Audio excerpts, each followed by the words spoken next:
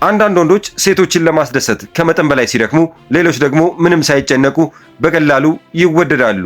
ልዩነታቸው ምንድነው የሚለውን በዛሬው ቆይታችን የምናስደምጣችሁ ይሆናል።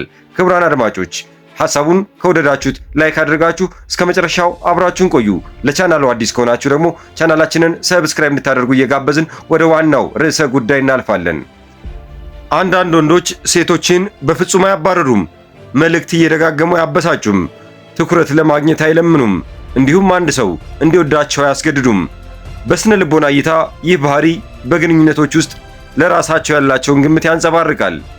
በመጀመሪያ እነዚህ ወንዶች ከሰዎች ዘንድ ከሚያገኙት ማረጋገጫ ይልቅ ለራሳቸው የሚሰጡትን ክብር ያስቀድማሉ። ፍቅርና ትኩረት በግድ መገኘት አለበት ብለው አያምኑም።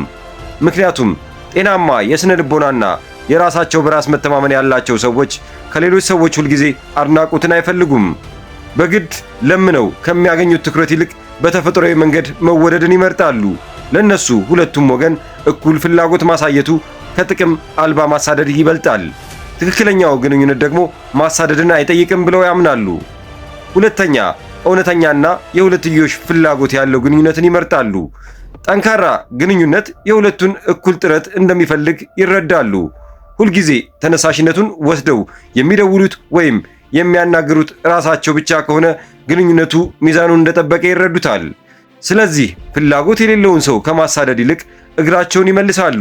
ለነሱ ካልተረጋገጠ ውዥንብር ስሜት ይልቅ የሚታይና የሚረጋጋ ወጥ ባህሪ ይበልጥ አስፈላጊ ነው።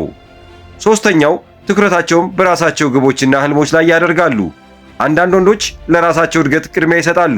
ጊዜያቸውን በስራ፣ በጤና፣ በስሜታቸው በሚያረኩ ነገሮችና በረጅም ጊዜ ህልሞቻቸው ላይ ያፈሳሉ። የስነ ልቦና ጥናቶች እንደሚያሳዩት ትርጉም ያላቸው ዓላማዎች ሲኖሩ የህይወት ትርጉሙ ይበልጥ ይጎላል። በዚህም ምክንያት ግንኙነት የህይወታቸው አንድ አካል እንጂ የህይወታቸው ማዕከል አይሆንም። በራስ መተማመናቸውም የሚመጣው ከሚያስመዘግቡት ስኬት እንጂ ከሰዎች ትኩረት አይደለም። አራተኛ፣ ከማድረጋቸው በፊት በጥልቀት ያስባሉ። ሁሉም ሰው ስሜቱን ወዲያውኑ አይገልጽም። አንዳንዶች የአንድን ሰው ባህሪ፣ እሴትና አመለካከት ለማወቅ ጊዜ ይወስዳሉ። በስሜት ተገፋፍተው ከሚወስኑት ውሳኔ ይልቅ ባህሪን ተከታትለው መወሰንን ይመርጣሉ። ዘላቂ ግንኙነት የሚገነባው በሚዛናዊነት እንጂ በቅጽበታዊ ስሜት አለመሆኑን ያምናሉ። በመሆኑም የተሳሳተ ግንኙነት ውስጥ ከመግባት ይልቅ በትዕግስት መታገስን ይመርጣሉ። አምስተኛው፣ አለመቀበልን ወይም ሪጀክሽን የህይወት አካል እንደሆነ ይረዳሉ። በስነ ልቦናዊ ሁኔታ ጠንካራ የሆኑ ሰዎች አለመቀበልን እንደ ድክመት ወይም አቅም ማጣት አይቆጥሩትም። አንድ ሰው ፍላጎት ከሌለው የዚያን ሰው ሐሳብ ለመቀየር ከመታገል ይልቅ እውነታውን ተቀብለው ያልፋሉ። ምክንያቱም ፍቅር በግድ የሚመጣ አለመሆኑን ያውቃሉ።